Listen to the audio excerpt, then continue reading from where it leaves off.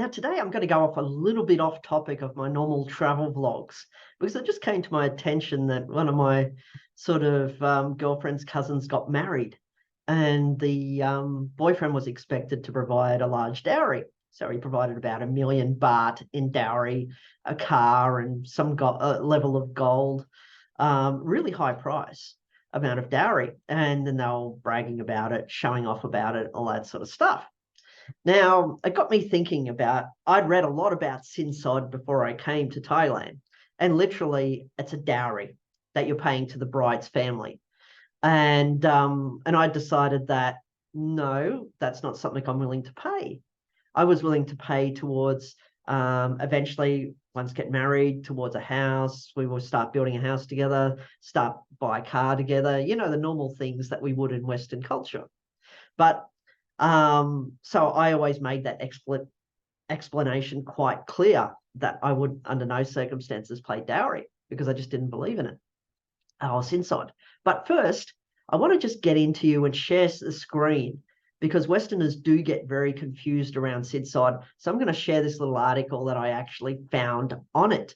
And really, it's your choice as a Westerner whether you're willing to pay Sin Sod. But read up about it, understand it before you pay it, and decide whether you're willing to pay it. Because not all families expect it.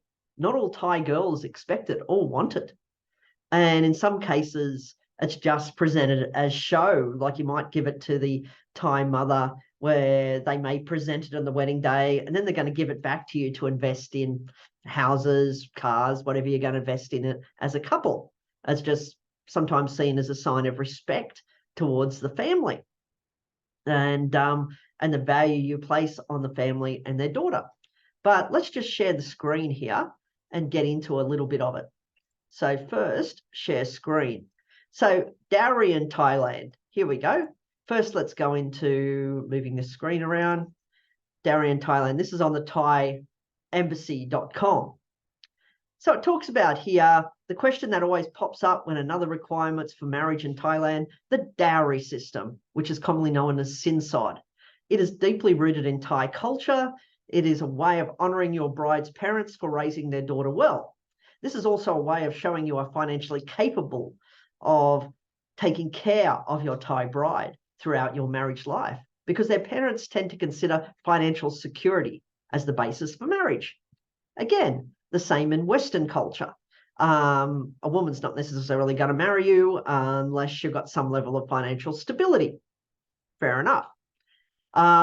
So here it says that when it comes to the Thai Sin Sod, you will need to negotiate with your parents regarding the amounts of Sin Sod, which means a gold engagement, 24 karat gold that you give to your wife to be.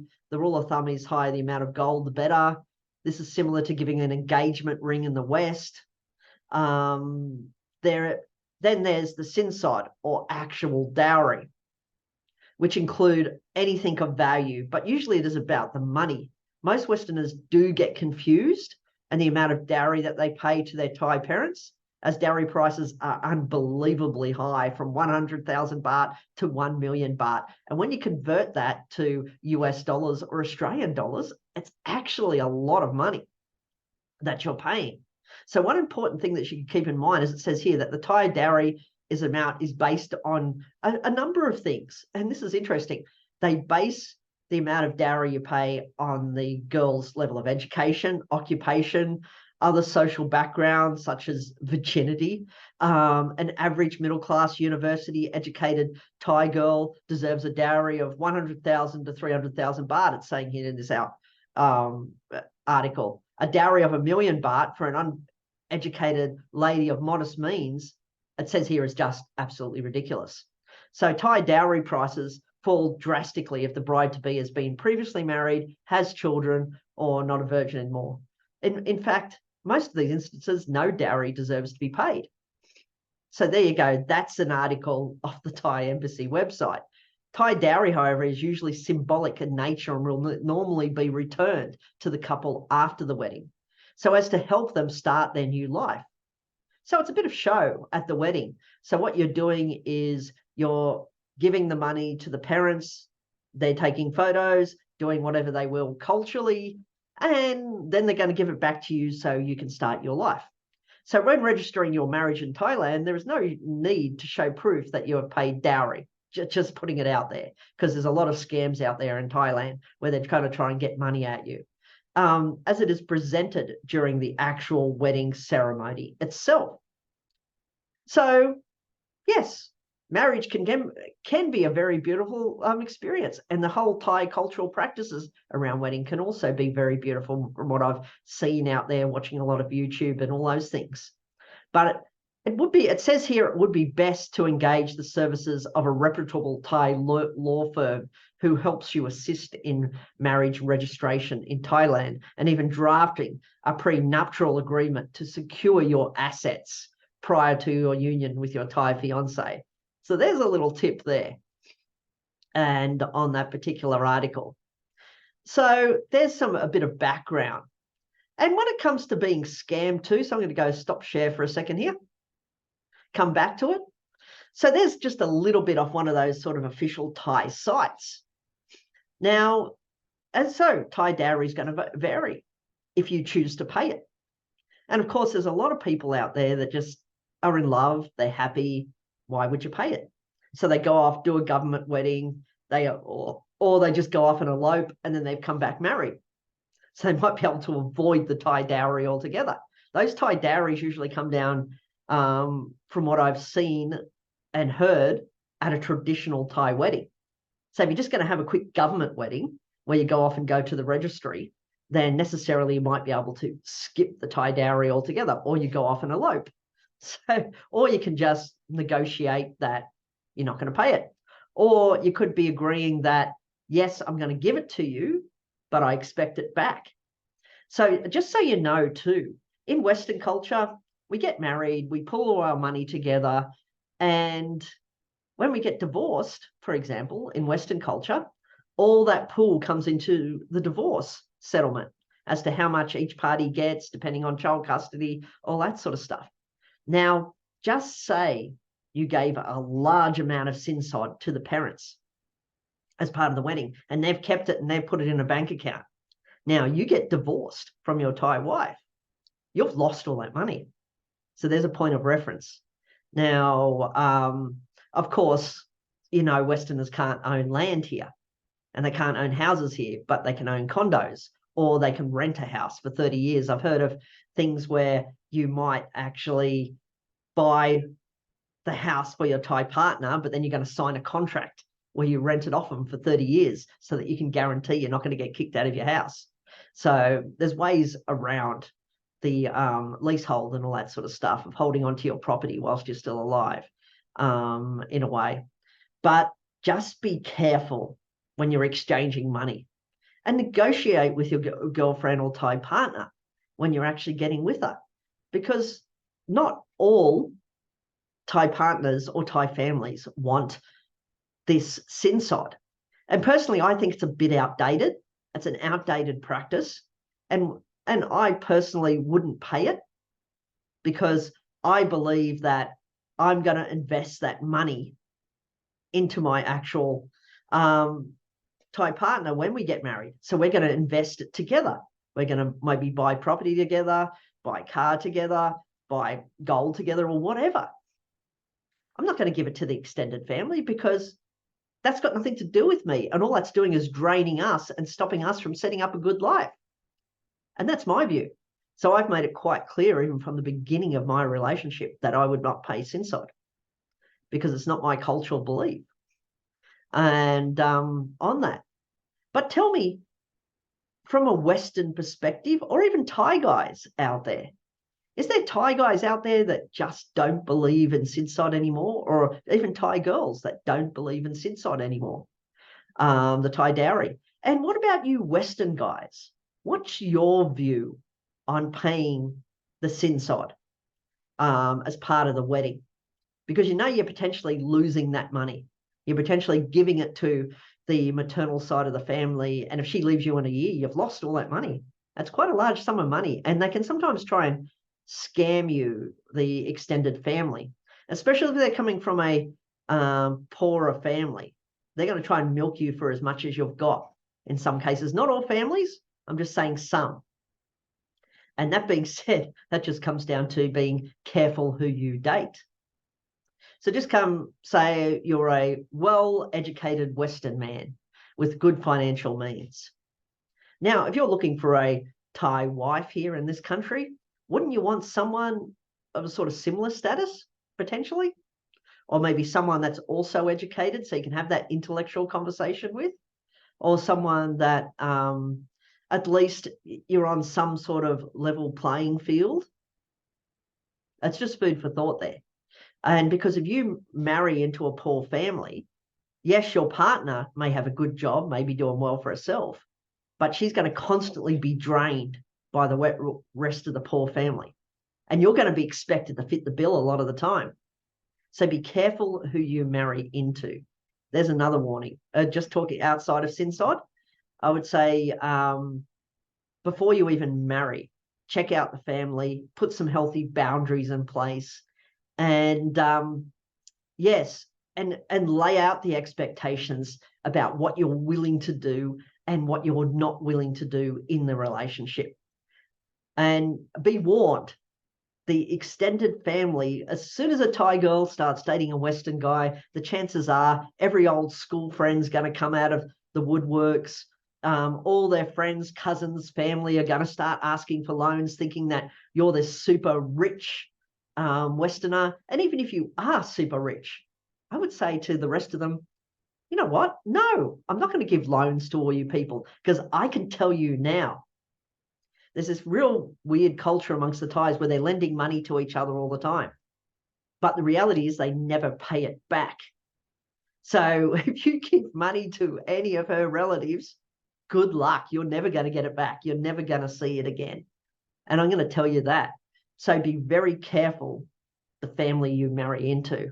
And if you're marrying into a fairly extended poor family, you may be obligated to support, to contribute to supporting your girlfriend's mum and dad, but the rest of the family, put strict boundaries in that. Because if you don't, you will be milked dry by all of the extended family, especially if they're lazy, don't want to work, alcoholics, gambling addicts. And I can tell you there's a lot of gambling addicts out there, and alcoholics, especially in the rural areas, crap loads of them. And any money you give them is going to go straight in the Thai whiskey, straight into illegal gambling. That's what they're doing out there. And so be very careful how you manage your money when you've got a Thai girlfriend. And really be clear with her what you're willing to do and what you're not willing to do outside of all that getting married and Sin Sod. And also think about, if you've been divorced yourself before as a Western guy, do you really want to go through all that process again? Yes, you still might want to be legally married, but you may not want to actually go through a big wedding. And so you might just say, yeah, I'm happy to marry you, but I'm going to go off to some island and just elope with you. And that way it's between me and you and any close immediate friends or family, if that's what we want around us. But I wouldn't want a big wedding with every dog in their bone attending, having been a divorced person myself. No. And so even be aware of what you're willing to do and not willing to do when you're dating your Thai partner, and understand the family dynamics. Go out there, travel to where all the family lives, meet all the family, and then watch how many of them come out of the woodwork asking for money. And they will come out of the woodworks. Since I've been in Thailand, my girlfriend's been flooded with relatives, friends, old school people she hasn't spoken to in 10 years, asking for ridiculous amounts. Like, I had one relative say, oh, can I borrow 100,000 baht? And I said, yeah, I'm going to, actually the words I said were probably too rude to mention on YouTube. But let's just say I said along the lines of get stuffed. No, I'm not giving you 100,000 baht. And especially knowing that that relative was a bit of an alcoholic. Now, yes, don't go, you're going to get this. You've got to be strict. You've got to have healthy boundaries, and you've got to play the politics. And in a way, you've got to basically lay down the ground rules right from the beginning. Because if you do, you're showing you're committed to their daughter, for example. You're showing you're committed to your Thai girlfriend. But it doesn't mean you have to pay for every person's bills, every person's debts. Say no to that stuff. Don't. And if your girlfriend's trying to force you to pay for every sister, every brother, every cousin, every friend's debts, then walk away. Because you've worked hard for your money as a Westerner, for example, in earning all your life, and you've come here to find a partner. You haven't come here to support all their family and friends. You've just come back here to live a good life, to support your Thai partner. So lay out those ground rules. And that's just a few of my thoughts just on dating here anyway, and some of my experiences. But I've been extremely firm on what I will and won't do, and I stick to it. I really do. I just say, no, I'm not doing it. And they've learnt to accept what I will and what I won't do because I laid down those ground rules right from the beginning. But anyway, there is a lot of scammers out there. And another tip, never date the Thai bar girls. You just don't. It's kind of like, yes, you might go date, have some, if you're a single guy and you just want a bit of fun, Thai bar girls are great. But if you actually want a serious relationship, then look for the more traditional girls. Look for the more educated girls, the girls with normal jobs, just the normal day-to-day Thai woman. That's what you're after. If you go to the bars and you end up marrying one of those girls in the bars or in the massage parlors, you're potentially asking for trouble. And you're asking for a lot of trouble financially. You're potentially placing yourself at risk of being scammed financially. So, yes, that's what I'm just going to be saying. Be careful who you actually date. And yes, Thai girls have got a bit of a bad reputation for scamming Westerners. But I'm going to tell you, that's that small percentage of the population that are working in the bars, that are working in that entertainment industry. That's where most of the scammers are coming out of. So if you date girls in those industries, there's potential you're going to get scammed. And another point, don't give a Thai girlfriend a monthly salary if you're not actually married or in a serious relationship and you're not living in the country. This is what's going to happen. If you give a Thai girlfriend a monthly salary and you're living overseas, the chances are she's doing it to 5 or 6 other guys getting 5 or 6 other monthly salaries. And I've heard of lots of stories of even my girlfriend's aunties and stuff like that, where they're doing the exact same thing. They've got like 5 guys paying them monthly salaries and probably telling them all they love them and things like that. It's a load of crap. So don't pay a monthly salary to a girl you're not married to and a girl you're not living with, because potentially you're getting scammed and you're just throwing money into a pit. So that's just some of my other random thoughts. But if you guys have got any stories about being scammed, yeah, share them. But also, in specifically, share your thoughts on Sin Sod and paying a dowry. And have you paid it? Would you pay it? And how much would you be willing to pay? And what do you think is a reasonable amount? Or have you been scammed with the dowry system, with the Sin Sod system? Anyway, tell me your thoughts.